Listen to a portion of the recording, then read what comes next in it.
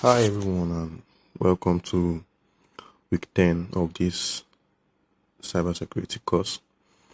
And in this module, the 10th module, we're going to be taking security governance.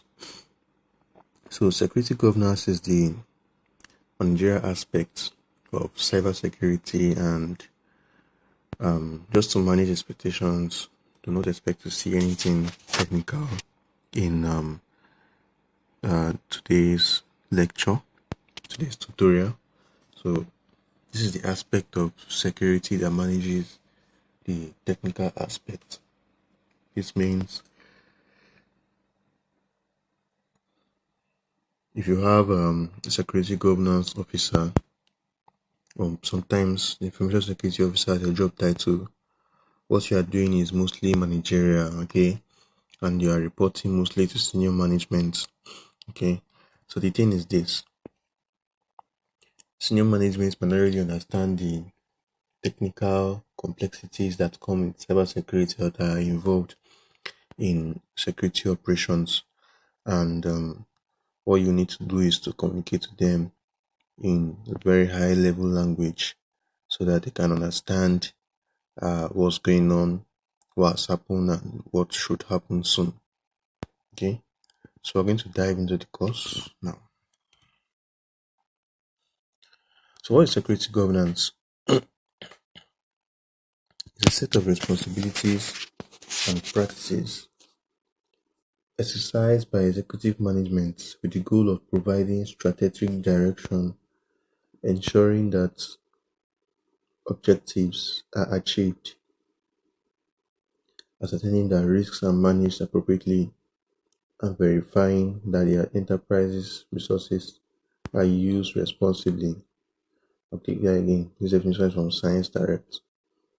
Security governance is a set of responsibilities and practices exercised by executive management with the goal of providing strategic direction, ensuring that objectives are achieved, ascertaining that risks are managed appropriately, and verifying that the enterprise resources are used responsibly. Okay.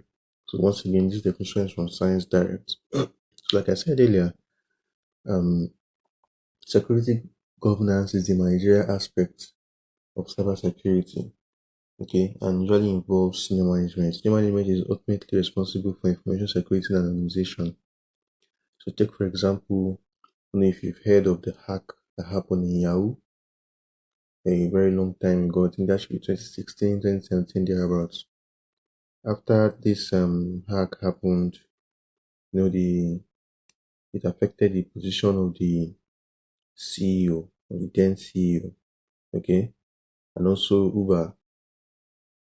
After it happened, it affected the position of of certain key individuals, okay.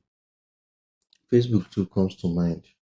So anytime these hacks happen, the board of directors usually query the senior management to know if they have applied their own due care and due diligence in ensuring that that hack could have been prevented. Okay, so back to the definition, you'd see is a set of responsibilities and practices exercised by executive management.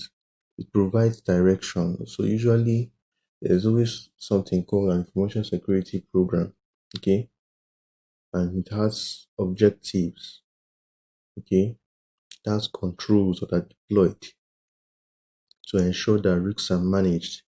Okay, and also ensures that resources are applied and used responsibly. It ensures that you're not just buying security tools because you feel like buying security tools. You're only buying security tools because it justifies the business purpose. Okay, so when it comes to security governance, the purpose is always to satisfy the business. Okay, if it doesn't satisfy the business, then it's not needed.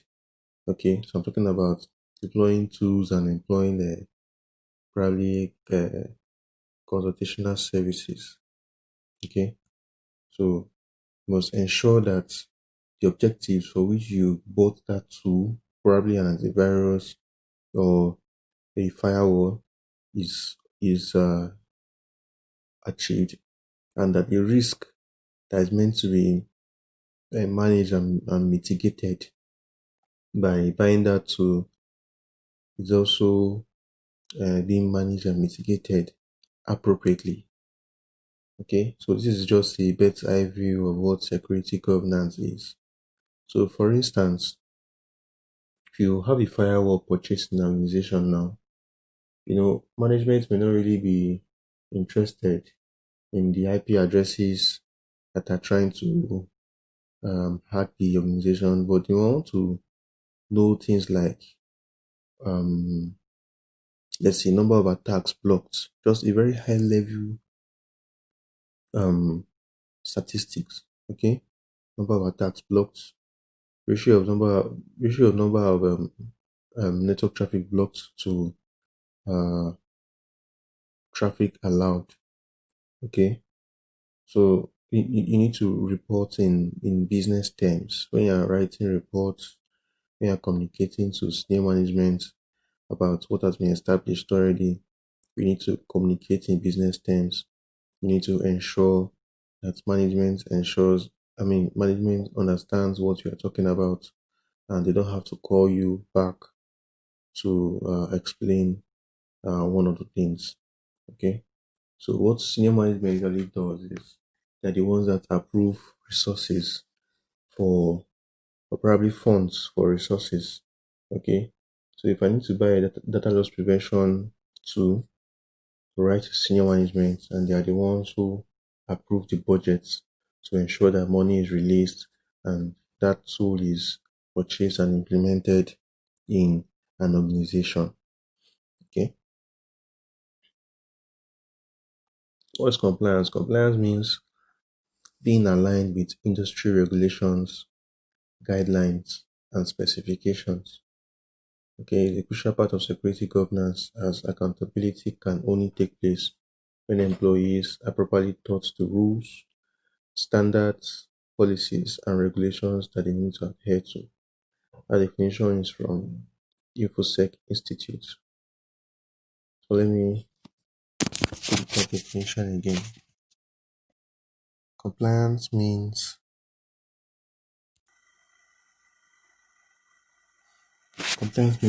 being aligned with the industry regulations, the guidelines, and specifications. Okay, and again, is a crucial part of security governance, as accountability can only take place when employees are properly taught the rules, standards, policies, and regulations that they need to adhere to. Okay, so when you belong to a particular industry, um, a governing body can release a set of standards that you must adhere to ensure that no breach occurs in your organization. Okay, to ensure that data is protected, especially your customers' data. So an example now is PCI DSS. For PCI DSS, there are about 12 requirements. One of the requirements is you shouldn't use default passwords. Okay. Another requirement is that you should conduct penetration tests. Another requirement is that you should review your firewall rules. Okay. So the thing is this: out of those 12 requirements, you should ensure that you're compliant with the 12. As being non-compliant with any one of the 12 can cause a breach. Okay, so compliance now measures your level of adherence, your level of alignment to this particular regulation. Okay, another one is ISO 27001. PCI DSS is for companies that deal with card data. All right, so if you're a company that accepts payments, okay, or if you're a company that handles card data, MasterCard, Visa, JCB, American Express, Discovery, and so on, okay, you most likely have to be compliant with the 12 requirements of PCI DSS, okay. And for ISO is general, it's information security. Okay, and then if I'm correct, ISO has about 14 requirements. Okay, and of course, to be certified, to be ISO certified, you need to be compliant with all the listed requirements. Now, for HIPAA is for companies in the health sector. Okay. Now, when you're compliant with all the requirements of HIPAA, it ensures that your customer data, especially data of patients, is kept private and is kept secure, safe from breaches. All right. So this is another duty of management. Okay, especially senior management. Now they must ensure that the organization is compliant with all these industry standards. So management might not really have to do the dirty work, but what they will do in terms of due care and due diligence is they will release funds for an auditor to certify the to audit and certify the organization. Okay, and periodically they ask for the reports. Okay, so management performs a um, high level management of compliance to standards. They release and they approve funds. Okay, sometimes they might be involved in selecting the vendor. Sometimes, not all the time, they might be involved in selecting the vendor to carry out the audit. But most importantly, they must have the final report as assurance that the organization is indeed compliant.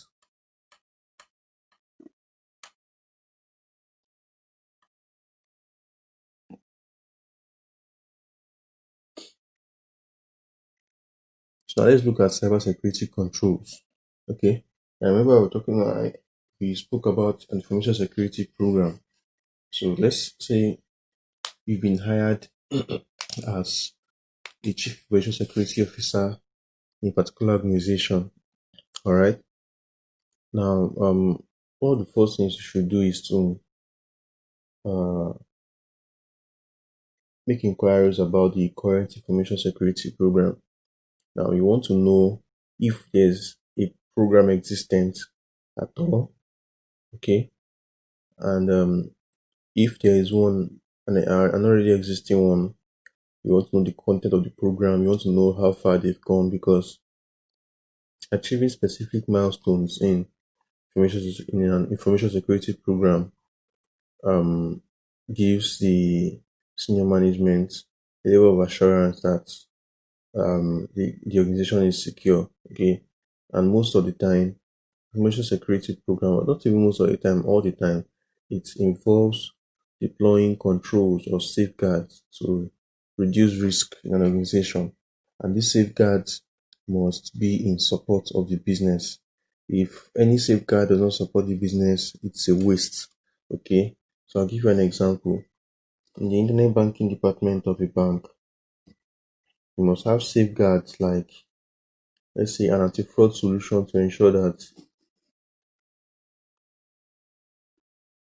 fraudsters do not log into customers' accounts. Okay, another safeguard is probably um, antivirus for the servers, data loss prevention. Okay, that control could be firewall. So you don't just buy firewall for only the internet banking, but for all servers. Okay, so when you are considering information security program, is holistic. It involves the entire organization. Okay, but then some modules may be applied per department. Okay, so now controls or safeguards are the major points in an information security program, because the purpose of of information security program is to mitigate risk to a business and to ensure your business is not exposed. All right. So controls or safeguards, they are measures to reduce risk in an organization. All right. And so let's look at the different types of controls. We have preventative controls. Okay. This type of access control provides the initial layer of control frameworks. They are the first lines of defense. Okay. So when you say something is preventative, means it prevents something from happening. Okay. Um, it doesn't allow a risk to crystallize. All right. It acknowledges that there's a risk, but then doesn't let it crystallize. So let's say, for instance, security policies. So if you have a security policy that let's use an example. Users, if it is written in your policy that users should select complex passwords, okay, and you have implemented by that policy by using a standard. So on the Active Directory, you've ensured that users cannot use weak password, but a combination of uppercase, lowercase, numerical, and special character. Now that prevents brute force, brute forcing of passwords from happening. All right. So as one, then you have security cameras. You have security camera in a secure location. People may not want to access that location. Actually, malicious people, malicious actors may not want to access that location physically because they know they will be caught and nothing can be done about it. Okay. You also have callback procedures. You also have security awareness training. Okay. So for those you are teaching employees. So for example, if I teach employees, if an organization teaches our employees on how to recognize phishing mails, okay, you have a very high possibility that the organization will not be phished because the staff of the organization rather will not be phished because they're already aware of the tactics. Then you have job rotation. Remember that job rotation involves letting an individual um, perform different functions in a department to prevent fraud mostly. Okay. Now you also have encryption. When you encrypt data, you prevent breach of confidentiality. Okay. So even if the data is stolen, I mean, and the hacker does not have the key, and the encryption is quite strong, say using AES 256, it's difficult to access the decrypted data. And you also have data classification. Now, when you classify data, okay, and you have some data classified as critical, the data classified as critical will have higher security measure than data classified as probably insensitive. Okay, so if you classify data and apply appropriate measures based on classification level, it's usually very difficult for um, critical data to get compromised. And also you have smart cards, prevent unauthorized access to particular facility. Let's look at deterrence controls. Now, deterrence controls are deployed for the purpose of discouraging the violation of an organization's security policies. Okay, so the deterrence controls it discourages the compromise from happening. So this control picks up where the last one left off. Instead of simply trying to stop a violation from taking place, it initiates consequences once one has occurred or probably when it was detected. Okay, so when you are looking at deterrent control, you are looking at controls that will actually discourage you from um, carrying out uh,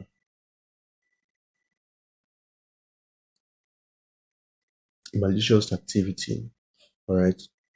So take for example, if I want to go and steal a server from a server room and there's security personnel there. That will discourage me because you ask me questions. And peradventure, I try to avoid carrying the server and I want to leave the facility. They will quiz me, ask me questions like why are you taking it to, which authorization do you have to carry it, and so on and so forth. Okay, that's the same thing. Security cameras. When I see security cameras and I know that I will be caught, I will be I'm discouraged. Okay. We also have separation of duties. So separation of duties ensures that in a particular department, no one individual uh, carries out multiple critical duties. Okay, so it's separated so that fraud is reduced. You have intrusion alarms. I know that it's an alarm, and probably I want to breach the physical security of a facility.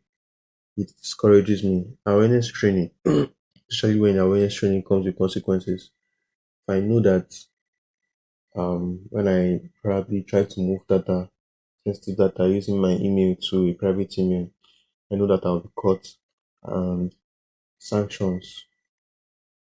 I'll be sanctioned. Okay, it discourages me. Also, firewall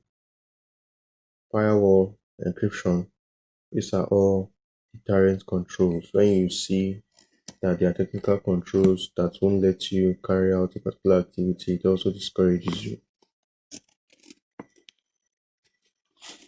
Next, we have detective controls. They are relied on for discovering unauthorized activities.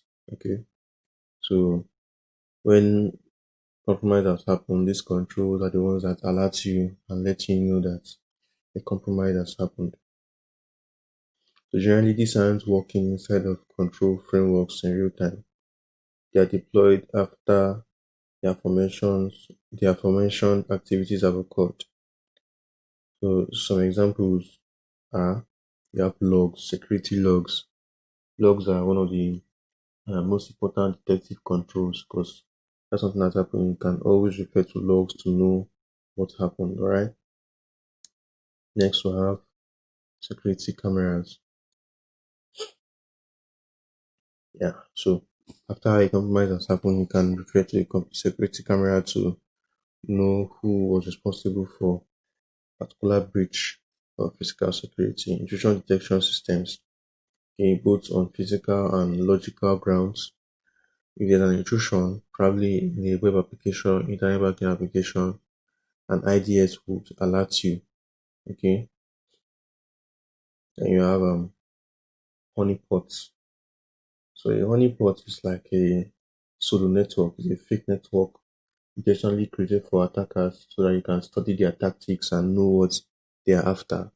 Okay, so by reviewing the logs of a honeypot and reviewing the activity, you can easily detect who is responsible for a particular uh, attack on a network. Okay, audit trails, yeah, almost the same as logs. Okay, but audit trails are more explanatory and more high level. Okay, and you have mandatory vacations. In this case, you tell a particular employee to compulsorily go on vacation so that a quick audit can be carried out to know who is responsible for a particular fraud activity.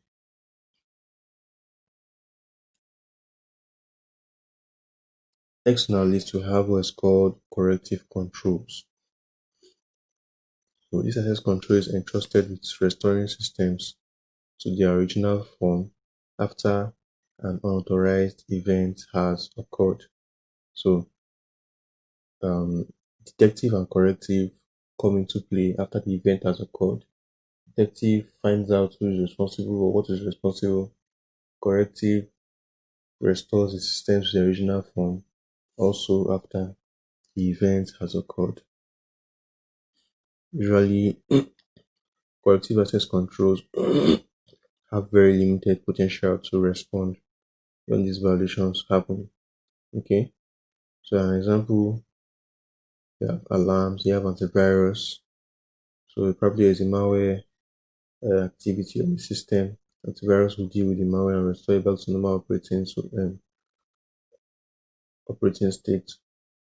You also have your intrusion detection system. Okay, so for intrusion detection system, it's actually probably the intrusion prevention system because when it detects maybe an intrusion detection and prevention system, because when it detects an attack, so you go a step ahead and block the attack to ensure that there is no compromise. All right, then you have business continuity plans. So business continuity plans are long-term plans, strategic plans to ensure that um, any interruption in business operation is quickly handled and the business operation resumes quickly. Okay. And disaster recovery is also a corrective control. Okay. Because when the disaster eventually happens, the disaster recovery plan is a subset of business continuity. All right. When there's an interruption, it comes into play, kicks in, and ensures that you have restored it. You have restored normal business operations. Okay.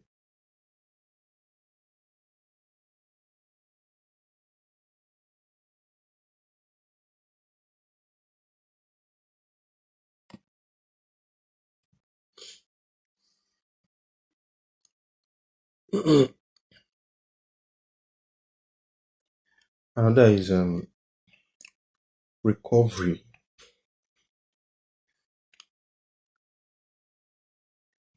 Recovery controls. This access control repairs resources, capabilities, and functions after a security violation happens. Okay. It's almost the same as corrective. Compared to corrective access control, it's more advanced and complex. Oftentimes, they don't just repair the damage done, they also stop it from occurring again. Okay. So recovery goes ahead to ensure that whatever happened doesn't happen again. All right. So an example, you have backups. Okay. So probably you have ransomware attack and the data is gone. You need to restore from backups. Okay. So it depends on how often you carry out a backup. So if for example if you are performing backup on a weekly basis, it means that your organization has detected that they can work with at least you can work with losing at least a week's worth of information. All right. So backups ensure that you are still very current, your data is still very current, and business operations that are IT inclined are still very current. Okay. Next, you have server clustering. So server clustering ensures that um, load is appropriately managed. Okay. And one server does not suffer from exhaustion of resources. So probably even if one server is down, the other servers can almost in real time step up and handle the same functions they were handling. Okay. And you have fault tolerant drive systems. An example is that of RAID, redundant array of inexpensive disks. Okay.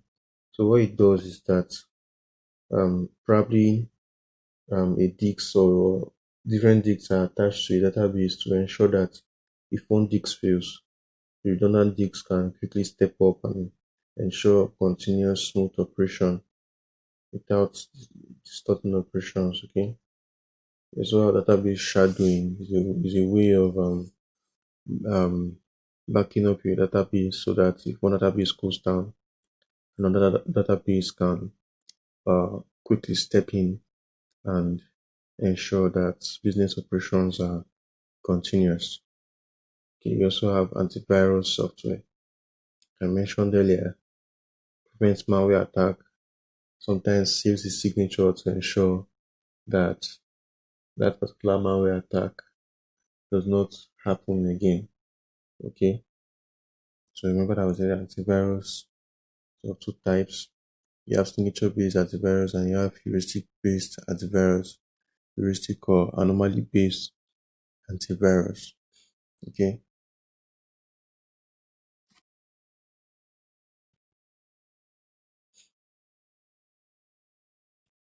we also have what we call compensation or what we call compensative controls. So this one steps in to assist other controls within your framework.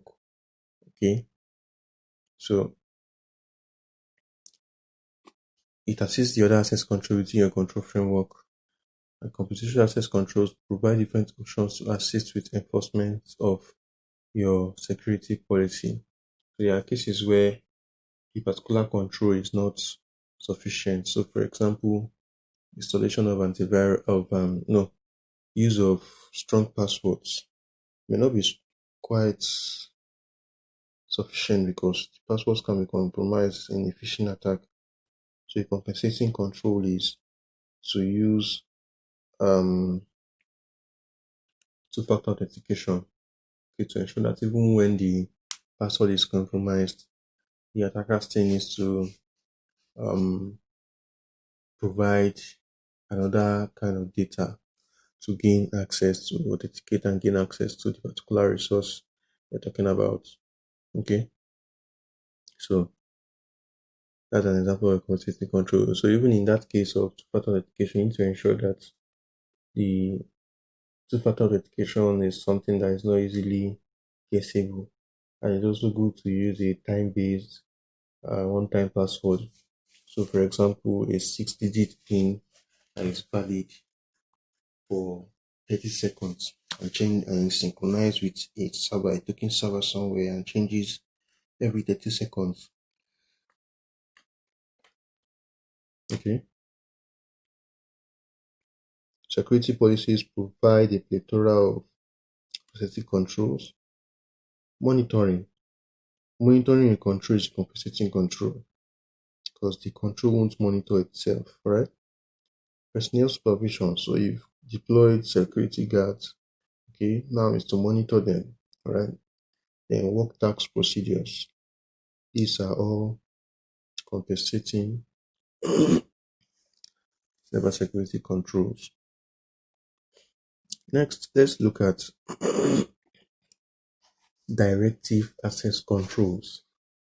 So when we're talking about directive access controls, you are trying to encourage adherence to your company's security policy. Okay. So to encourage adherence to your company's security policy, you deploy directive access controls. They accomplish adherence by directing, confining, or controlling the actions of staff, okay, and other members of the organization. So, an example, for example, you have exit signs. So, like emergency exit signs. So, in your security policy, you must have provision for human safety of human lives. Okay, that is top priority. Now, um, you should also have a policy that's in human personnel safety policy that says there should be an emergency exit in the case of a fire or something like that. Okay. Now, what if people don't know that emergency exit? So what you do, you need to put up signs everywhere to say, hey, this is the way out in case of an emergency. Okay. So have guard dogs to keep an authorized party, both staff and non-staff, out of a secure area. Okay. You also have security guards. They work hand in hand with the guard dogs. You also have posted notifications. Okay. They try to just communicate with you and tell you don't stand here, don't do this, don't do that. Okay, so just a way of maintaining compliance by communication. Okay, then you have supervision and then you have awareness training. These are all directive access controls. They try to control the actions of employees.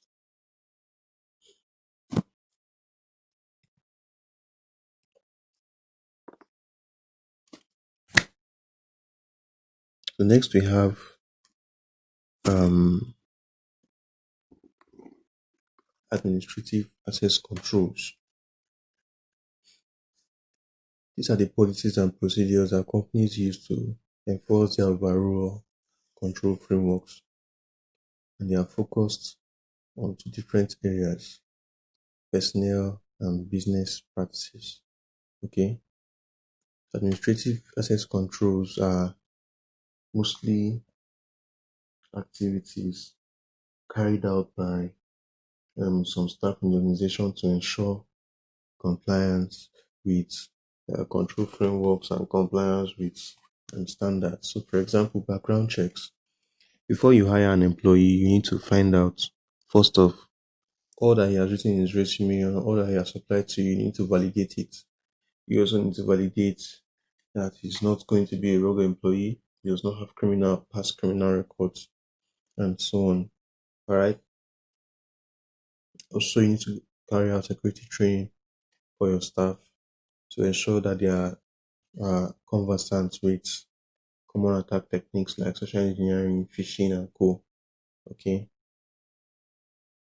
You also need to classify your data because if you have, let's assume you have 10 different types of data in your environment, the cost of applying um very expensive, cost of applying security controls, very high grade security controls on all 10 types is very expensive. Okay. So what you do is you classify into critical, sensitive, and unclassified, something like that. Okay. So if you have to follow the United States military grading level, United States grading level, you have top secret, secret, confidential, you have sensitive but unclassified, and then you have unclassified. Now, each label has a different uh, type of security control applied or different level of security control applied. The kind of security control applied for top secrets is not to be compared to type of security control applied to secrets. Okay, so you have a lesser one for a lesser level, lesser controls for lesser level. Okay, so I'll give you an example. It makes no sense to spend the same amount of money used to protect card data, okay, and use that same amount of money to protect probably uh, an internal memo. Okay, so one is private, that is, the memo is private, while the card data is top secret. Okay, nobody should have customers' card data. All right, and hiring practices, you need to be careful when hiring people. You don't just hire out of the blues. You follow standards, follow laid down procedures. Okay. For example, when you're hiring, you need to ask for certain documentation, and ensure that this person is who you say he is. He's not going to ghost you. He's not going to steal something from the organization and then probably run away or something. Okay. Next, we have reviews of testing of application, testing of products to ensure that they are compliant and there are no bugs that will cause the organization shame in future. Okay. We also have supervision. These are all administrative access control. So like I said, administrative access control are usually part of job tasks of a subset of staff in an organization. Okay. You ignore it, you ignore these tasks and you open your organization to possibilities of getting breached one way or the other. So care must be taken to ensure that administrative access controls are given proper attention.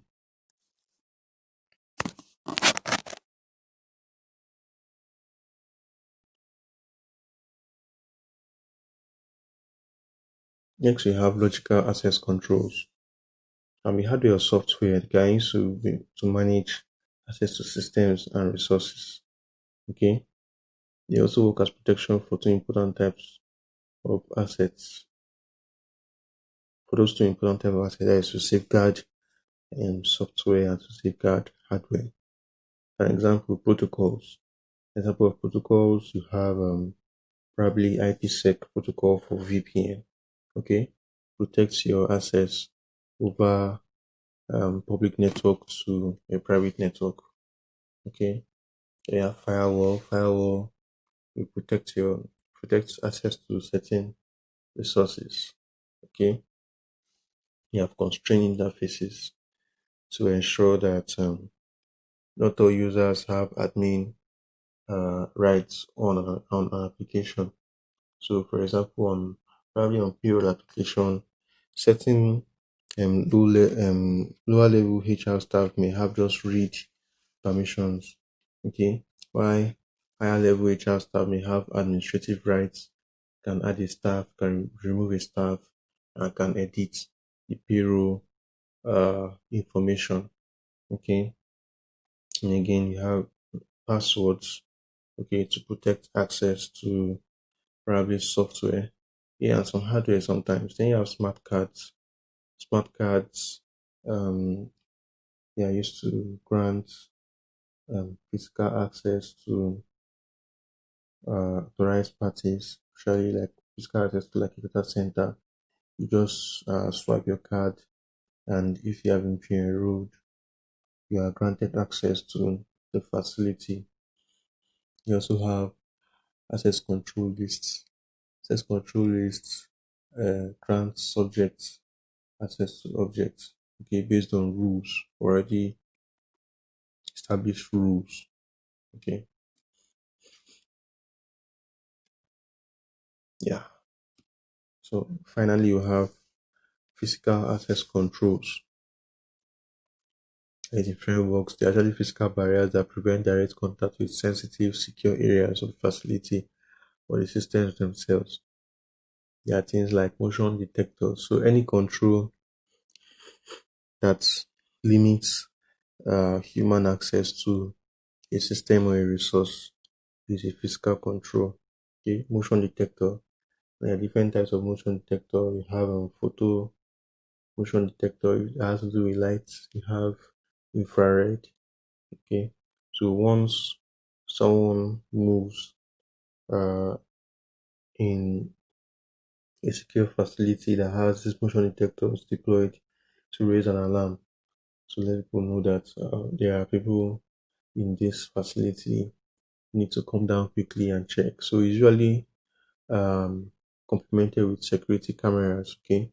Because once the alarm goes off rather, you would want to log into the camera instead of clearing them because by the time you say you want to come down, I mean the culprit might have run away.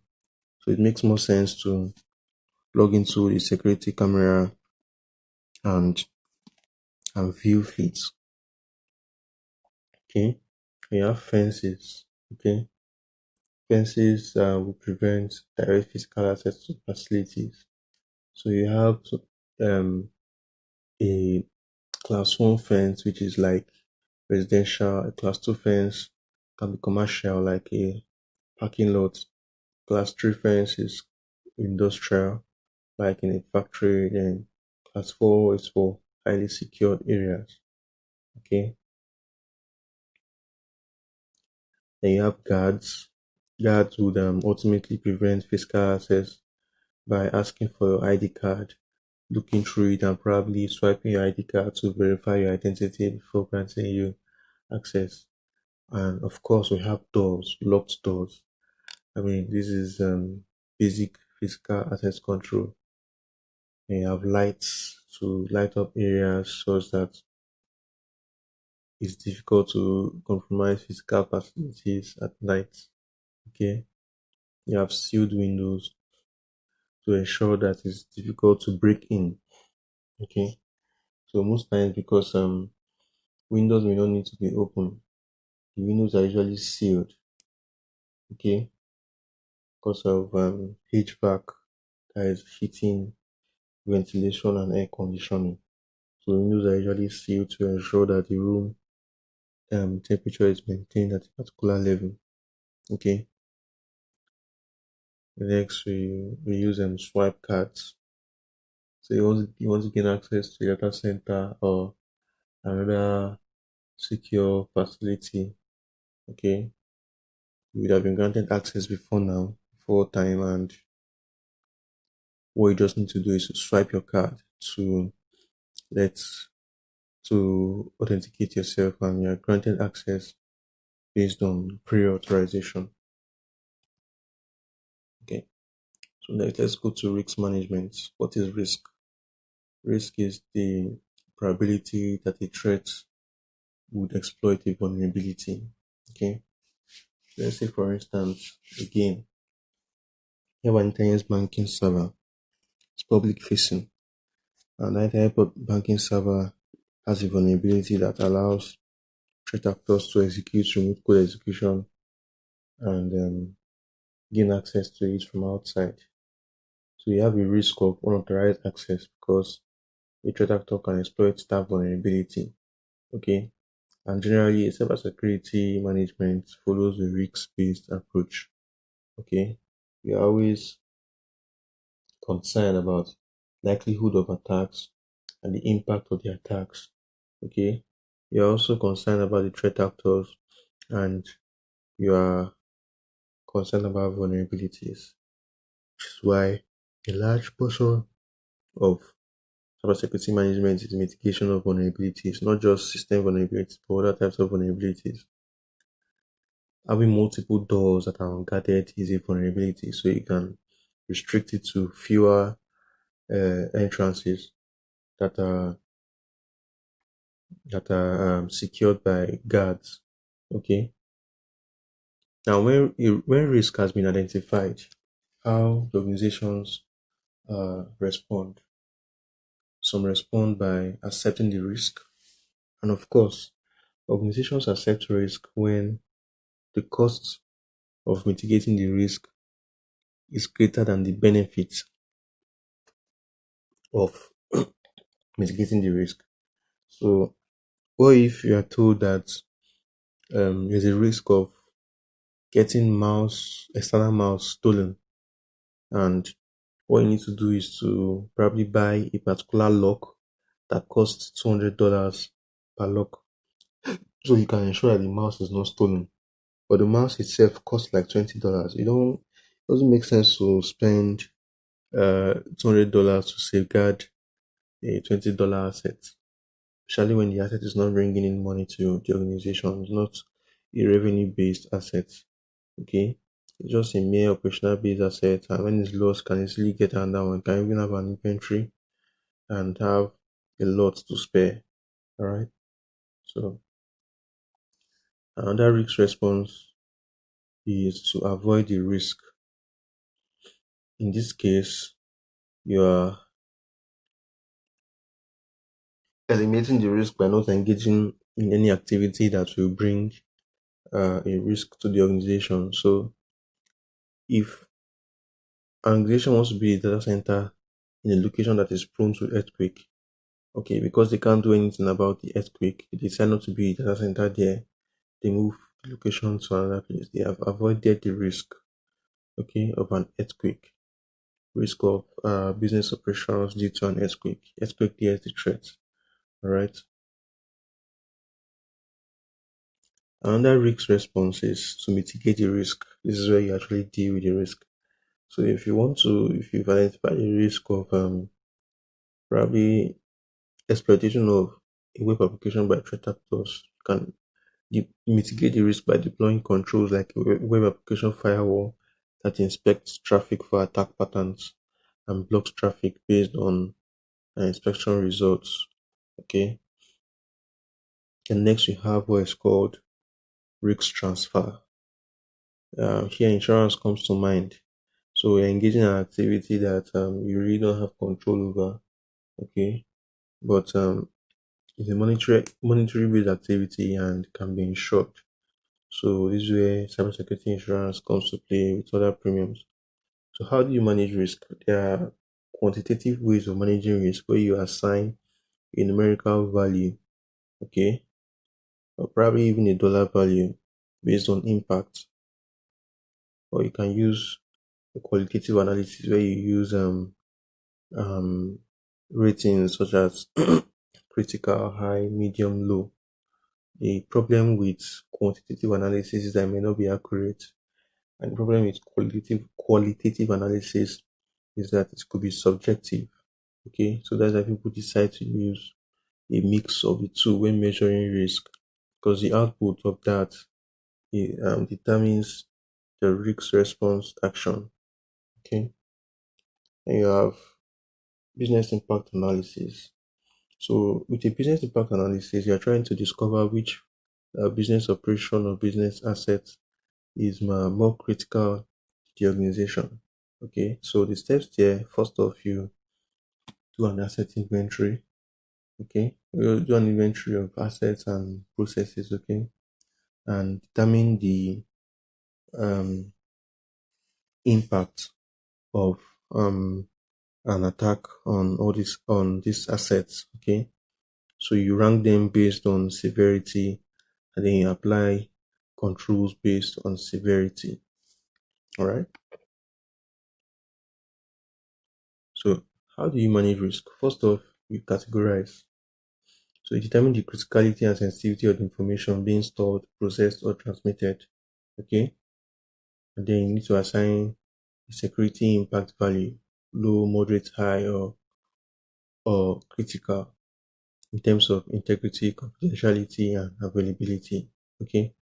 Now, when you've categorized the assets, you need to select what controls you are going to apply based on the severity level and the impact. Okay. You only select controls after you've made your decision about the security impact values of the information. All right. In step three, you can now implement your controls. Okay. Implement the controls that you selected. Okay. And you also it's also vital that you decide how these controls will be employed within your organization's information system and their domain of operation. Okay. So you categorize, select, you implement these controls. After you implemented the controls, you assess the controls to ensure that it has been implemented correctly. So that's the reason why companies call security testers to test their controls specifically. They want to know if these controls are working as intended. Okay. So control frameworks may be well planned, but if they are not well implemented, they will be of no use. Okay. And you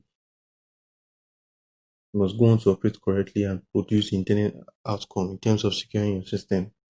These assessments will tell you whether the control is effective or not. Okay.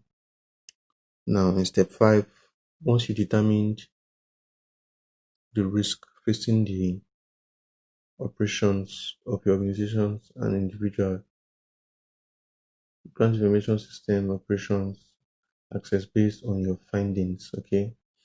And lastly, you monitor. It's a compensating control. You monitor periodically, probably quarterly, ongoing actually, but assessments should be periodically and to include documenting changes that are made to the system, carrying out analysis of the security impact, reporting on the state of security network to designated authorities, this is governance, and assessing the overall effectiveness of your framework.